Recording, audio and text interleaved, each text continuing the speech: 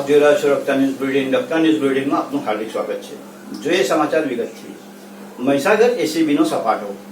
આણંદ એલસીબીનો લાંચિયો કર્મચારી લાંચ લેતા રંગે હાથે ઝડપાયો. આણંદ એલસીબીમાં લાંચિયો અધિકારી એએસઆઈ ઘનશ્યામ સેંગર લાંચ લેતા ઝડપાયો. પ્રોહિબિશનના કેસમાં માંગી હતી 70,000 રૂપિયાની લાંચ. એલસીબીનો કોન્સ્ટેબલ હિતેશ ભાગી ગયો અને દારૂના ગુનામાં હાજર કરવા માટે માગી હતી રૂપિયા 4 લાખની લાંચ. લાંચની રકમ 70,000 માં નક્કી કરી. મહીસાગર એસીબીએ એલસીબી કચેરીમાં લાંચની ગોઠવી હતી ટ્રેપ. તો આવો જોઈએ શું છે વિગત.